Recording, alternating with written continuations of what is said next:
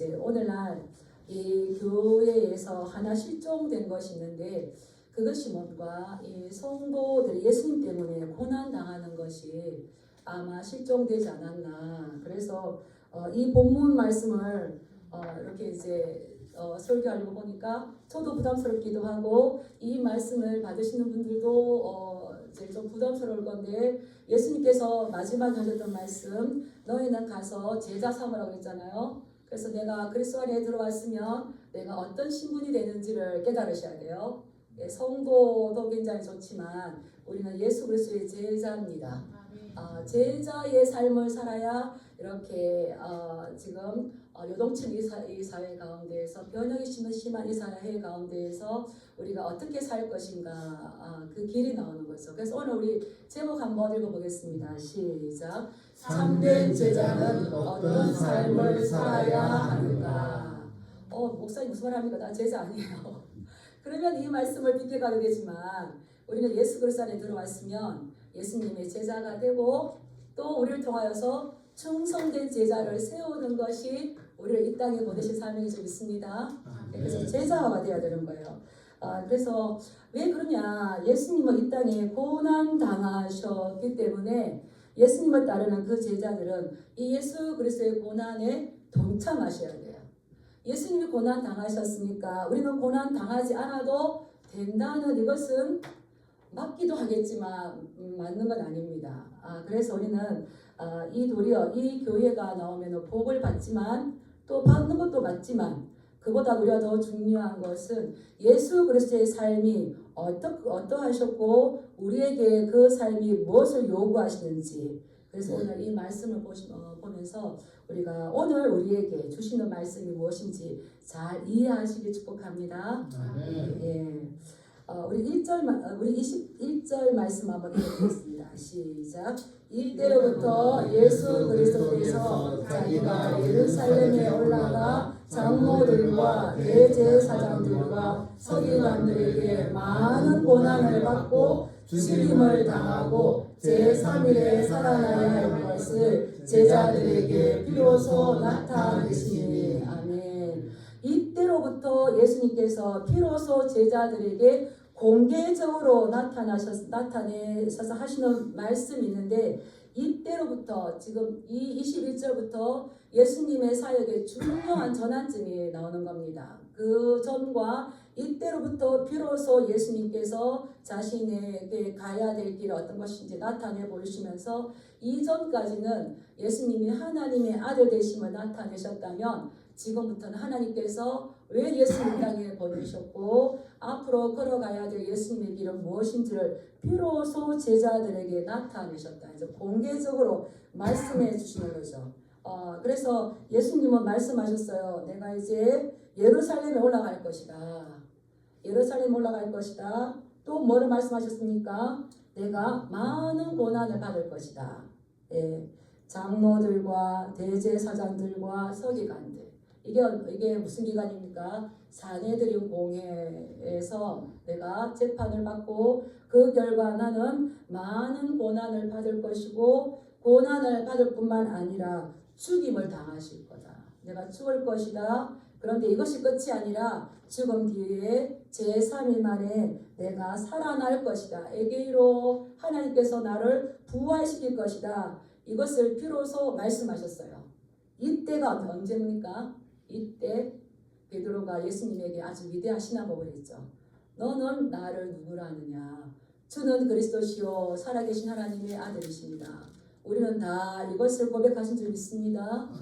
그런데 예수님께서 이제 안심을 하시고 내가 누구인지 알고 있구나. 제자들이 이제 내가 비로소 내가 어떠한 길을 가야 되는지를 이야기를 하면 이제 제자들이 알아들을 수 있겠구나. 그래서 내가 예루살렘, 이거는 고난의 언어죠. 고난. 장로들, 대제사장들, 서기관들, 그들에게 예수님은 재판을 받으시고 십자가를 지지 않습니까? 이 고난, 많은 고난을 당할 것이다. 그리고 나는 죽을 것이다. 그렇지만 내가 3일 만에 다시 살아날 건데 부활할 것이다. 이것을 제자들에게 가르쳐 줬어요. 이야기를 하니까 베드로가 아주 충격을 받아버렸어요. 베드로는 주는 그리스도시요 살아계신 하나님의 아들이십니다. 이렇게 이야기할 때에 이 칭찬을 들으셨죠. 바요나 시모나 내가 복이 있도다. 이를 내게 알게 하는 혈육이 아니요 하늘에 계신 내 아버지라. 넌 앞으로 이제는 게바가 될 것이고 베드로다. 너는 반석이 될 것이다. 이렇게 큰 칭찬을 들어서 이 베드로는 어떻게 생각했을까요? 이제 예수님만 딱 붙들고 있으면 내가 영광의 자리에 아주 내 인생은 활짝 펼쳐졌다라고 생각을 하는데 예수님께서 내가 예루살렘에 갈 것이고 고난받을 것이고 많은 고난을 받고 난 다음에 죽을 것이다. 어떻게 충격을 받았을까요? 베드로의 꿈이 와르르 무너지는 거였어요. 그래서 베드로가 이제 예수님 앞에 항변을 합니다. 항변을. 베드로가 예수를 붙들고 항변하였어. 이제 항의를 하는 거죠. 이건 어떤 말이냐면 베드로가 예수님을 설득하기 위해서 자기 곁으로 끌어당기고 붙잡고 이야기하는 거예요. 어떻습니까? 지금 마치 이 베드로는 자신이 예수님보다 하나님의 뜻을 더 잘 알고 있는 것처럼 예수님의 이 말씀을 막지 않으면 안 되는 사명이 있는 것처럼 강압적으로 예수님을 붙잡고 예수님을 지금 강권합니다. 뭐라고 그런다고요? 주여 그리 마옵소서 이 일이 결코 죽게 미치지 아니하나이다. 항변하는 건 이게 에피티마오 이 헬라어인데 이것은 주여 그리 마옵소서 결코 이들은 죽게 미치지 않을 것입니다. 이거 꾸짖는 거야. 꾸짖는 거예요. 에피티마오 예수님을 꾸짖으면서 이야기하는 거예요.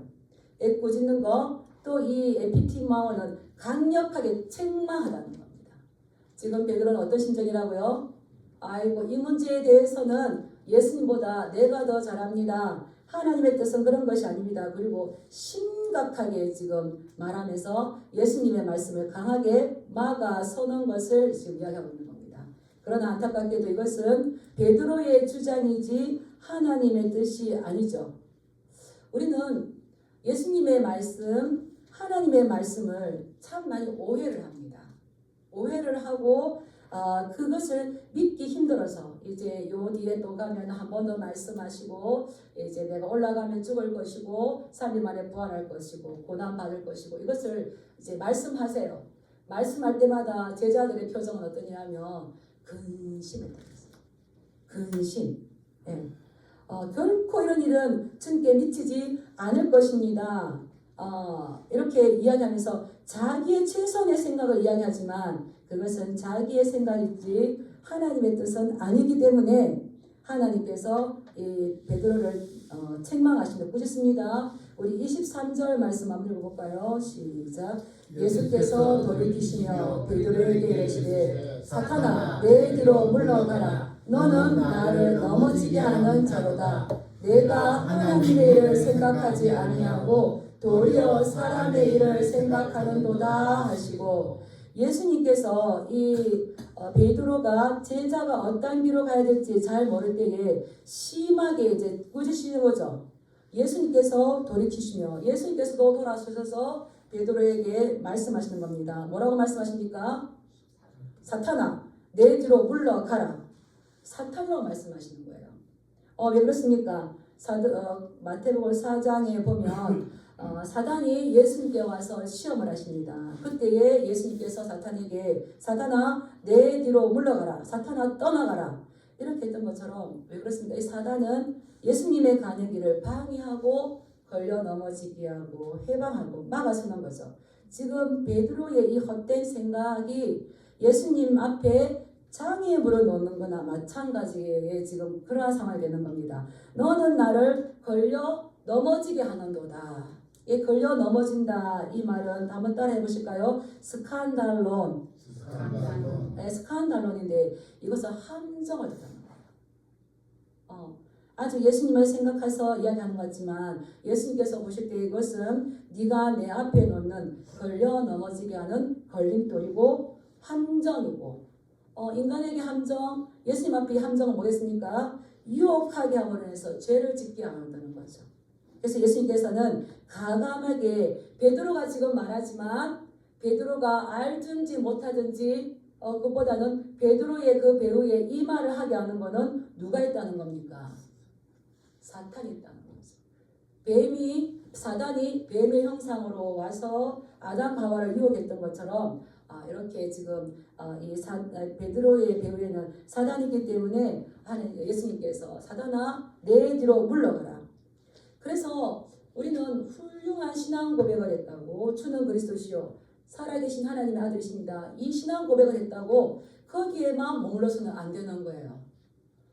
이 베드로는 얼마나 기뻤겠습니까? 그래서 자신감 있게 그러한 이들은 우리 예수님 앞에 절대 나타나지 않을 겁니다. 그래야지 마옵소서 막아섰을 때에 예수님께서 그것을 기뻐하지 않으셨죠. 왜 그렇습니까? 뒤에 보면 내가 하나님의 일을 생각하지 아니하고 도리어 사람의 일을 생각하는도다. 베드로가 지금 하는 말은 하나님의 일일까요? 사람의 일일까요? 사람의 일이었기 때문입니다. 우리는 사람의 일보다 하나님의 일들을 생각해야 되는 겁니다. 하나님의 일은 어떤 거냐? 이런 고난이 오더라도 끝까지 하나님 편에 서서 말씀 편에 서서 그 진리를 따라가는 거예요. 근데 사람 일은 어떻습니까? 그냥 이 하나님의 일이 어떤 건지 알지 못하기 때문에 자기가 선택하기 쉬운 방법들로 따라가는 거죠. 이것은 뭐겠습니까? 따라하겠습니다. 하나님의 말씀을, 예수 그리스도의 말씀을 오해한 것이다. 오해한 것이지만 이것은 사실 영적 무지인 거죠. 영적 무지가 있다 보니까 사람의 일을 생각한 거죠. 어떻습니까? 내가 이제 예수님 앞에 신실한 신앙 고백을 드렸고 예수님이 기뻐하셨으니까 나의 앞날은 환해질 거라는 자기 중심의 그 생각을 가졌던 겁니다. 그런데 이거는 사람의 일이 되고 이것은 다시 누구를 기쁘게 하는 겁니까? 사단을 기쁘게. 우리는 잘 분별하셔야 돼요. 내가 이들을 선택할 때에 그냥 내가 선택하는 것 같지만 이것을 하나님께서 기뻐하시는 건지 하나님의 일인지 우리는 그냥 내가 한 것 같지만 예수님 오늘 말씀 보면 이거는 사람의 일이 되었을 때 그것은 누구를 기쁘게 하는 겁니까? 이 사탄을 기쁘게 만드는 거죠. 너무 중요한 것 같아요. 교회가 해야 할 일은 뭐냐면 하나님께서 왜 예수님을 이 땅에 보내셨는지 예수님이 어떠한 삶을 사셨는지 베드로도 말했잖아요. 그가 욕을 당하시되 맞대어 욕하지 아니하시고 위협 당하시되 맞대어 위협하지 아니하시고 오직 모든 것을 공의로 판단하실 분에게 맡기셔서 너희들에게 본을 보였는데 그 본을 보이신 목적은 따라하겠습니다. 너희로 하여금 그 발자취를 따라오게 하려 함이라. 이 베드로전서에서 말씀하셨는데 우리에게 이 말씀을 요구하시는 교회가 예수 그리스도의 삶을 비출 때에 예수 그리스도께서 어떠한 삶을 살아가셨는지, 그래서 내가 이 예수 그리스도의 삶 가운데에 제자의 삶으로 섰는지, 그냥 나의 정체성이 뭔지를 모르고 섰는지, 내가 칭찬 들을 수도 있지만 오히려 이것은 사단을 기쁘게 하시는 거죠. 하나님의 일은 아무리 고난이 오고 어렵더라도 진리의 편에, 말씀의 편에 서가야 되는 거죠. 그런데 사람의 일은 그러하지 못하지 않습니까? 창세기에 보면 아브라함은 하나님께서 말씀하셨어요. 네 하나밖에 없는 독자, 네가 사랑한 아들, 그것을 모리아 산에 가서 번제로 드리라 바쳐라 라고 했을 때에 이 아브라함은 하나님 왜요? 왜 하라고 그러십니까? 항변하지 않고 어떻습니까? 묵묵히 그 사람의 길을 갔어요. 어떻게 할지 모르지만 어떻게 이들 하나님께서 이룰지 모르지만 일단은 하나님께서 하실 거라고 묵묵하게 갔습니다.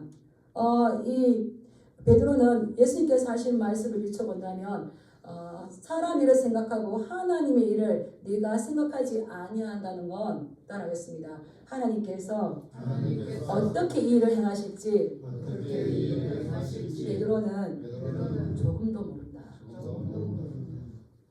근데 베드로뿐만 아니라 우리 또한 그 자리에 있었다면 우리도 그렇게 하지 않겠습니까? 우리의 생각은 아무리 최선, 아무리 좋은 것을 가진다 할지라도 그것은 영적 무지에서 말씀과 같이 가지 않는다면 이것은 영적 무지에서 깨어날 수가 없어요. 사람 일이 될 수밖에 없어요. 그것은 사단을 기쁘게 할 수밖에 없어요. 하나님께서 어떻게 일을 하실지는 우리는 조금도 알지 못하는데 아브라함이 믿음으로 갔던 것처럼 우리에게는 무엇을 요구하신 겁니까? 그 독생자 예수 그리스도를 우리를 위해서 보내주신 그분이 우리를 가장 최선의 길로, 가장 좋은 길로 인도하시는 선하신 하나님이시라는 것을 믿으시길 축복합니다. 예, 그래서 네가 그런 고백을 했지만 내가 너를 반석이라고 했지만 오히려 그 반석이 이제 예수님께 걸림돌이 되어서 예수님은 제자들에게 너희가 나를 따르는 제자라면 어떻게 살아가야 되는지, 참된 제자는 어떻게 살아가야 되는지를 이제 제자도에 대해서 24절부터 이렇게 말씀하고 계셔요. 제자이십니까? 제자이십니까? 아이고 나 그런 것도 몰라. 아니에요. 우리는 예수 그리스도의 제자입니다. 예, 그 길을 따라가는 제자의 삶이 되셔야 돼요. 그래서 예수님은 제자가 어때야 되는지 계속 많이 말씀하셨어요. 저는 오늘 이 마태복음을 가져왔지만 예수님께서 하신 말씀이 24절에 보면 이에 예수께서 제자들에게 이르시되 너희가 나를 따라올 때에 오해하지 말고 영적 무지에 잘못 빠지지 말고 오히려 사람이 이를 생각해서 사단을 기쁘게 하지 말고 하나님의 일을 생각하여서 하나님께서 어떻게 이들을 행하실지를 믿음으로 바라보고 와야 되는데 그러하기 위해서는 내가 너에게 제자의 도를 가르친다고 말씀하셨거든요. 우리 24절 한번 읽어보시겠습니다. 시작. 이에 예수께서 제자들에게 이르시되 누구든지 나를 따라오려거든 자기를 부인하고 자기 십자가를 지고 나를 따를 것이니라. 아멘. 예, 제자는 어떠해야 되느냐? 제자들에게 말씀하시는데 아무든지 나를 따라오려거든 예수님을 따라가기를 원하셔서 여기 나오신 줄 믿습니다. 예, 따라오려거든 예수님을 따라가려거든 어떻게 하라고요? 예, 부인하라는 거예요. 부인하라는 거예요. 누구를? 자기 자신을. 예, 그리고 또 뭘 하라는 겁니까? 십자가를 지라는 거예요. 누구의 십자가입니까? 자기의 십자가. 예수님의 십자가 아니에요. 나의 십자가, 내가 믿음에 지금 방해가 있고 힘들게 하는 이것을 지고 가야 되는 거죠. 그렇게 하고 나를 따를 것이니라. 그래서 이 제자도 자기를 부인하고 자기 십자가를 지고 예수님을 끝까지 따라가는 삶. 이것은 무슨 삶일까요? 순종의 삶입니다. 순종의 삶. 그래서 이 제자도의 핵심은 순종이죠. 그래서 올바른 신앙 고백을 했다면 반드시 예수님을 닮는 삶으로 표현되어져야 하는 겁니다. 예수님을 따르기로 또 결단했다면 하나님의 계획이 무엇인지 아버지의 뜻이 무엇인지 알고 그 뜻에 순종을 할 수 있어야 되는 거죠. 그래서 예수님은 구체적으로 말씀하셨어요. 첫 번째 뭐 하라고요? 따라하겠습니다. 부인하라. 자기를 부인하라는 거죠. 그 다음에 또 두 번째 뭡니까? 예, 십자가를 져라. 누구의 십자가를? 자기의 십자가를. 그렇게 하고 나를 쫓아줍니다. 근데 그래 하지 않고 예수님 따라갑니다. 이거는 예수님과 상관없는 거죠. 그래서 자기를 부인하라. 근데 자기를 부인하는 거, 십자가를 지는 거 다른 표현이지만 사실은 같은 말입니다. 자기를 부인하는 것이 십자가를 지는 겁니다. 일주일의 삶들 가운데 내 자신을 얼마나 많이 부인하며 얼마나 또 그 십자가를 따라가기 위해서 또 몸부림쳤습니까? 예수님을 말하면 우리가 빼놓을 수 없는 게 뭘까요? 십자가예요. 십자가. 저도 전도할 때 그럽니다. 예수님만이 생명이고 예수님이 길이고 진리고 생명이십니다. 예수님을 통하지 않고는 아무도 하나님 나라에 갈 자가 없습니다. 그래서 교회에 뭘 다 달아놨습니까? 십자가입니다. 우리 기독교의 핵심은 십자가죠. 십자가. 십자가에 죽음이 있기 때문에 이 부활이 있는 거죠. 그러면 제자들도 이 예수님의 십자가를 따라가야 돼요. 따라가시 축복합니다. 예수님의 십자가에 대해서 너무나 중요하기 때문에 신약 성경에서 복음서에서 오늘 본문까지 해서 6번이나 말씀하셨어요. 그래서 제가 한번 찾아봤어요. 마가복음 10장 38절에 보면 또 자기 십자가를 지고 나를 따르지 않는 자는 내게 합당하지 아니하니라. 자기 십자가를 지고 예수님을 따르지 않는 그 고난의 길이라도 자기 십자가를 지고 끝까지 따라가지 않으면 예수님께 합당하지 아니하고요. 예수님께서 마가복음 8장 34절에 보니까 무리와 제자들을 불러 이르시되, 제자들뿐만 아니라 무리들도 부르셨어요. 그리고 말씀하셨어요. 누구든지 나를 따라오려거든 자기를 부인하고 자기 십자가를 지고 나를 따를 것이니라. 그러나 그리하지 않으면 마가복음 14장 27절에 너희가 다 나를 버리리라. 십자가를 잘 붙드시기 축복합니다. 우리가 십자가를 붙들 때에 예수님의 그 십자가 우리 붙들어져요. 그래서 또 누가복음 말씀하셨죠. 날마다 제 십자가를 지고 나를 따를 것이니라. 날마다 십자가를 지시기 축복합니다.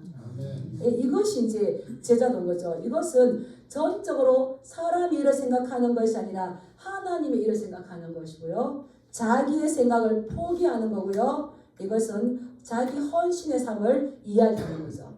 여기에는 결단과 계속적으로 예수님을 따라가는 실천적인 삶을 요구하신다.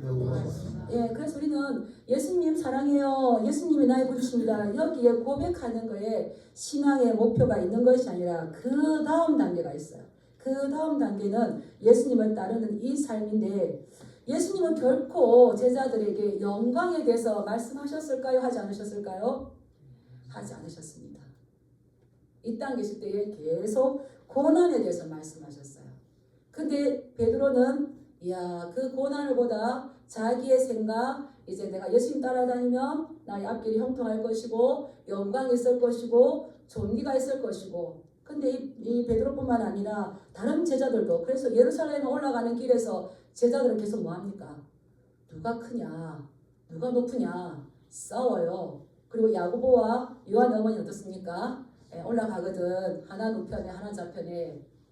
그래서 예수님 우리에게 말씀하십니다. 따라해보십니다. 너는 듣고 깨달았느냐? 듣고 깨닫지 못하면 계속 말씀을 오해해요. 근데 이것은 영적 무지고, 그래서 눈에 보이는 것만 생각하기 때문에 사람의 일이고요. 사단의 일인 거죠. 사단아, 내 뒤로 물러가라. 책망받을 수밖에 없는 거죠. 그래서 우리는 자기를 부정하는 이 삶을 살아야 되는데, 이것은 나의 욕망이나 내 계획이 앞서면 안 된다는 겁니다. 비록 그 길이 그렇게 좋아 보이지 않고 그렇게 형통해 보이지 않아도 따라하겠습니다. 앞서 가시는 예수님만 바라보는 것이다. 네. 어떨 때는 그래요. 저도 그래요. 와, 이거 그냥 이렇게 따라가는 것보다 하나님 다른 방법으로 좀 하면 더 생산적이고 더 실제적이고 더 유익이 있을 것 같은데, 하나님은 뭐라고 하십니까? 기도해라, 기다리라, 참아라. 그냥 내가 통장 깨서 하면 훨씬 나을 것 같고 내가 사람 찾아가면 나을 것 같은데 하나님 어떻습니까? 말씀 안 하시는 거예요. 따라가는 거죠. 그럴 때에 하나님께서 어떻게 일을 하시는지 하나님 되시는 걸 보여주시는 거죠. 끝까지 잘 순종하시기 바랍니다. 그럴 때에 내 자존심을 버려야 하는 일들도 있어요. 네. 내가 하나님의 선을 위할 것인가, 나의 유익을 위할 것인가, 교회의 유익을 위할 것인가, 나의 욕망을 채울 것인가. 제가 읽은 책에 이렇게 해놨더라고요. 나의 우월한 조건을 돌부리로 여기고 자신을 부인하는 것. 저는 많이 공감합니다. 사람은 단점에서 무너질까요? 장점에서 무너질까요? 네, 다 공감하시겠지만 저도 그렇더라고요. 이 단점일 때는 참 그게 아니까 하나님 부족합니다. 하나님 연약합니다. 이렇게 하는데, 장점일 때는 생각도 못하고 있다가. 그래서 그분 내 책에 이렇게 보니까 나의 우월한 조건을 돌부리로 여기고 자신을 부인하는 거. 자기 자존심을 내려놓는 거, 나 유익을 내려놓는 거. 그래서 바울은 고린도전서 10장 33절 이렇게 말했어요. 모든 것이 가하나 모든 것이 유익한 것이 아니요 모든 것이 가하나 모든 것이 덕을 세우는 것이 아니다. 내가 다 할 수 있다고 이것이 유익한 것이 아닌 거죠. 내가 모든 것을 할 수 있다고 이것이 덕을 세우는 것이 아니라, 자기를 부정하고 자기를 부인하고 그리스도를 따라가는 삶은 나보다도 이웃을, 나보다도 교회의 유익을, 나의 일보다도 하나님의 나라를 먼저 생각하는 줄 믿습니다. 예, 이렇게 할 때에 우리가 이 고난을 자연스럽게 경험하게 되는데요. 이 고난 앞에서 순종하는 것. 저는 이 고난 앞에 순종하는 거 또 어떨지 모르겠지만 이 순종은 평안하고 자유로운 거예요. 순종을 안 하면은 더 좋은 것 같지만 제가 나름대로 이렇게 살면서 야 순종은 평안하고 자유로운 거. 예전에 캠페인이 있었어요. 질서는 평안하고 자유로운 거. 이게 있었어요. 그 광고에, 공익 광고에. 근데 질서를 따라서 하나님 말씀에 순종하는 건 평안하고 자유로운 겁니다. 그래서 이 말씀을 준비했어. 예수님을 따라가는 것이 고난이라고 하지만 이 고난이 아니라 오히려 그것을 결단하고 자처했을 때에는 이 순종은 자유롭고 평안한 거죠. 왜 그렇습니까? 예수님께서 마태복음 11장에서 말씀하셨어요. 나는 마음이 온유하고 겸손하니 나의 멍에를 메고 내게 배우라. 그리하면 너희 마음이 쉼을 얻으리니 이는 나의 멍에는 쉽고 내 짐은 가벼우니라. 예수님 앞에 나와서 예수님의 멍에를 배우시길 축복합니다. 예수님은 마음이 온유하고 겸손하시기 때문에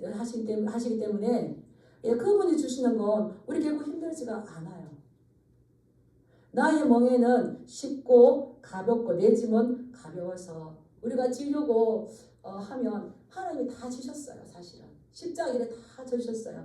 그래서 우리가 어떻게 가면 되는 겁니까? 그 십자가 주신 그 주님을 믿고 따라가면서 우리에게 요구하시는 하나님의 하나님 되심을 드러내기 전에 내가 제자됨, 내가 성도됨, 내가 자녀됨의 그 삶을 살 때에 하나님께서 우리의 짐을 져주시고 우리를 쉽고 가벼운 평안한 길로 인도하시는 줄 믿습니다. 그런데 이 고난의 길에 들어서지 않으면 계속적으로 번복해야 돼요. 그래서 예수님을 바르게 이해하는 사람이라면 순종의 열매를 맺습니다. 아멘이십니까? 우리가 꼭 기억할 것은 우리의 생각이나 우리의 주장이나 우리의 욕망이 제자의 삶들 가운데서는 있을 수가 없습니다. 그래서 예수님은 마태복음에서 말씀하셨어요. 아무리 주여 주여 고백해도 예수님의 삶에 순종하지 아니하면 이것은 예수님과 상관이 없어요. 이 불법을 행하는 자들아 나에게서 떠나가라. 그렇죠. 그래서 누구든지 나를 따라오려거든 자기를 부인하고 자기 십자가를 지고 나를 따를 것인데 우리 25절 말씀 읽어보겠습니다. 시작. 누구든지 제 목숨을 구원하고자 하면 잃을 것이요 누구든지 나를 위하여서 제 목숨을 잃으면 찾으리라. 아멘. 24절의 말씀을 해설해 주는 게 25절 말씀이에요. 누구든지 나를 따라오려거든 자기를 부인하고 자기 십자가를 지고 나를 따를 것이니라. 왜냐하면 이 말인 거죠. 왜냐하면 누구든지 제 목숨을 구원하고자 하면 잃을 것이요 누구든지 나를 위하여서 제 목숨을 잃으면 찾으리라. 생명의 주인, 목숨의 주인은 누구십니까? 하나님이시죠. 의사소통이 아닙니다. 의사소통이 아니죠. 또 재물이 살것 같지만 아니죠. 누구든지 제 목숨을 구원하고자 하면 잃을 것이요 누구든지 나를 위하여서 예수님을 위하여서 자기 목숨을 잃으면 그것을 도로 찾을 수 있게 하는 거죠. 여기서 목숨이라는 건 부식해서 영혼이죠. 영혼. 우리 예수님은 많은 사람들에게 자신의 목숨을 주시기 위해서 오셨습니다. 그리고 예수님은 많은 사람들을 대신하여서 자기의 목숨을 대속물로 우리에게 내어주셨어요. 그래서 인자가 온 것은 섬김을 받으려 함이 아니라 도리어 섬기려 하고 자기 목숨을 많은 사람의 대속물로 주려 함이라. 이렇게 말씀하셨어요. 우리에게 이 자기의 목숨을 구원하고자 하는 자, 나를 위해서 제 목숨 잃은 자, 이들에게는 반드시 우리가 이 땅에서도 생명을 얻지만 미래에 부활을 통해서 다시 새 생명을 얻는다는 것을 우리에게 말씀해 주고 계시는 거예요.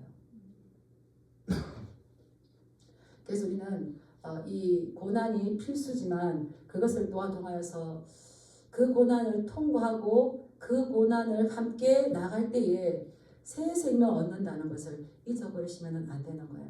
그래서 예수님은 제자들의 생명을 뺏기 위해서 온 것이 아니라 주고자 함인데 그런데 내가 나의 영광과 나의 존귀와 나의 목표와 나의 것을 생각하면 사람이 위해서 거기에서는 영원한 생명을 얻을 수가 없는 거죠.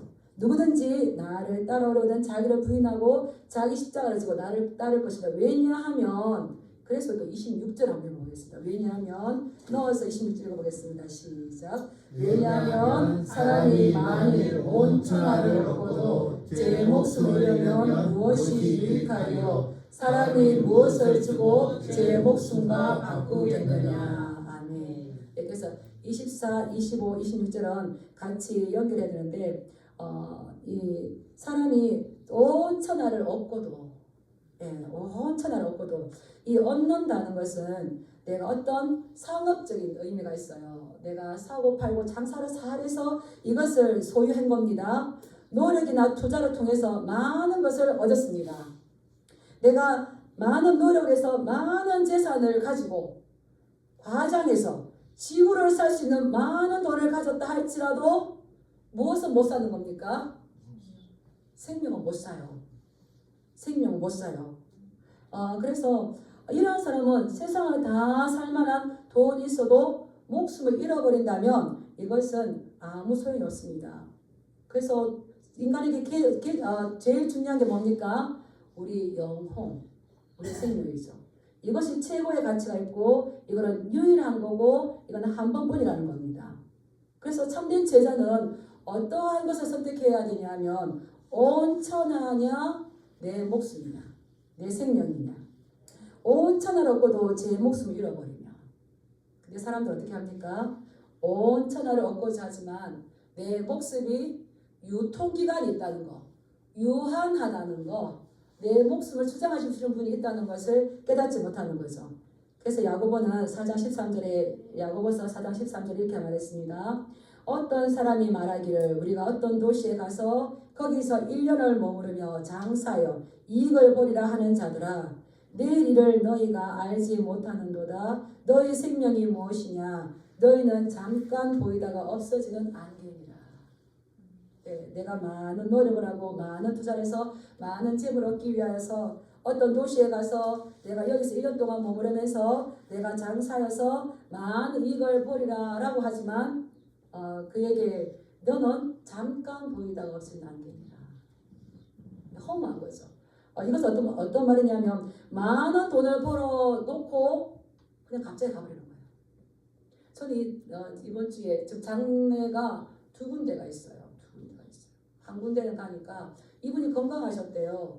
건강하셔가지고 이제 갯벌에 나갔는데 이제 가보니까 그냥 이제 돌아가시고 이제 숨이 이렇게 끊어지고 싶대요. 그래서 사람들이 동네 분들이 많이 놀라셨다더라고요. 그래서 제가 그랬어요. 와 정말 5분 뒤에도 알지 못한다. 너희는 잠깐 보이다가 없어지는 안개다. 우리가 책에 들어야 될 말씀이죠. 그래서 너희가 이 온 천하를 얻고자 하는 그런 마음이 있지만 그러하다 할지라도 우리의 목숨 잃으면 무슨 소용이 있는가. 그래서 우리의 진정한 생명은 지금 여기서 호흡하고 있는 거지만 우리의 진정한 생명은 어디서 판가름이 날까요? 예수님께서 이때로부터 지금 말씀하시는데 이때로부터 말씀하시는 건 뭐냐면 그때를 향한 거. 그때가 언제겠습니까? 마지막 때. 이 땅의 시간이 멈추어질 때에. 그래서 진정한 생명은 최후 심판대 앞에서 주어지는 겁니다. 그래서 이 땅의 생명을 초월한 거죠. 그래서 이 땅에 복을 받는 것도 중요하지만 우리는 죽음 앞에서의 그 생명의 길로 들어서는 게 더 중요하죠. 이것을 잘 묵상하시기 축복합니다. 우리는 하나님 앞에 설 자들이에요. 하나님 앞에 설 자들인데 하나님 앞에 섰을 때에 저는 가끔 꿈을 꿉니다. 내가 하나님 앞에 섰을 때에 하나님께서 사랑하는 딸아 왔느냐 이렇게 해주시면 얼마나 좋을까. 그런데 그러지 않는다면 우리 너무 힘들겠죠. 사랑하는 아들아 왔느냐 사랑하는 딸아 왔느냐. 주님 제가 왔습니다. 무익한 종이지만 이 땅에 보내신 거 할 일 하고 왔습니다. 저도 테트레스 하고 왔습니다. 이렇게 한다면 우리가 예수님 앞에서 우리의 마지막 날 환한 미소로 그 주님을 맞이하지 않겠습니까? 그럴 때 예수님께서 말씀하시겠죠. 네가 이 땅에 있을 때에 나의 말 지킨다고 고생이 많았지. 하시고 뭐 하시겠습니까? 눈에 눈물 닦아주시겠죠. 그거는 누구에게만 주시겠습니까? 예수 그리스도의 삶을 따라가면서 예수 그리스도의 고난을 자기 몸에 지닌 자들에게 주시는 그 영광이 아니겠습니까? 저는 우리 사랑하는 성도님들이 이러한 아버지를 뵙고 천국 소망, 그래서 고난이 있다 할지라도 소망 중에 즐거워하며 하나님 나라를 소망하시 축복합니다. 아멘. 소망 중에 즐거워하시 축복합니다. 아멘. 저는 어릴 때부터 이런 말을 많이 들었어요. 고생 뒤에 낙이 온다. 고생 뒤에. 그렇다면 고생이 없으면 낙도 안 와요. 그래서 우리가 이 고생을 두려워하지 말고 이 고생을 보람을 하는데 비슷한 말이 있어요. No cross, no crown. 우리에게 십자가를 감당함이 없다면 하나님께서 우리에게 주신 멸관도 없는 것입니다. 그래서 오늘날 우리가 이 교회에 그냥 와서 적당하게 예배만 드려야 이 종교는 안 되는 거죠. 예수 그리스도의 고난, 성도가 당하는 그 고난, 이것을 회피하는 것이 아니라 이것이 많이 실종되었는데 지금 이 시대적 흐름을 바라보면서 우리가 굳건하게 서야 할 것은 내가 누구인가? 예수님께서 나를 제자로 부르셨는데 제자는 어떠한 삶을 따라가야 되는가? 세상 사람들은 말합니다. 고생 뒤에 낙이 온다 하지만 우리는 예수 그리스도의 고난을 우리가 감당했을 때에 주님께서 우리에게는 그 면류관을 주시는 줄 믿습니다. 예. 그랬을 때에 또 예수님께서 우리에게 말씀하십니다. 우리 27절 읽어볼까요? 시작. 인자가 아버지의 영광으로 그 천사들과 함께 오리니 그때에 각 사람이 행한 대로 갚으리라. 아멘. 예수님께서는 이제 우리 그 하늘 심판, 하늘 보좌에 이 종말론적인 심판하시는 거예요. 심판을 오시는데 그 심판은 무엇으로 기준을 하시는 겁니까? 너희 각 사람이 행한 것. 마음에 있는 것이 행함으로 나올 수 있거든요. 예, 그 믿음은 행함으로 표현되는 거거든요. 그래서 예수님께서 하늘 법정에서 천사들과 함께 아버지의 영광으로 이 땅 가운데 오셔서 최후 심판을 하십니다. 너희가 나의 말을 듣고 어떻게 행하였는지 그때에 각 사람 행한 대로 갚으리라. 예. 이 각 사람 행한 대로. 그 각 사람 행한 대로가 뭘까요? 예수님께서 걸어가신 그 골목이죠. 가난하고 어렵고 불쌍한 이웃들 위한 거. 예. 오른편에 있는 자, 왼편에 있는 자. 예. 마태복음에 그 양과 염소의 비유에 나오듯이 그 행함을 우리에게 요구하시는 거죠. 예수님께서 걸어가신 그 길목들, 오늘도 우리 장로님도 말씀하셨지만 이웃들에게 불쌍한 이웃들에게 어떻게 하는지 이것이 이제 예수 그리스도의 삶을 따라가는 우리의 모습이 되어야 되는 이겁니다. 충격이십니까? 우리가 시대가 좋아지니까 이것을 많이 놓쳐버리고 있는데 이 아버지의 영광으로 그 천사들과 함께 올 때에 각 사람이 행한 대로 그리고 서로 돌아보아 사랑과 선행을 격려하며 옥에 갇힌 자들을 위로하며 같이 친구가 되어주는 그러한 삶들이죠.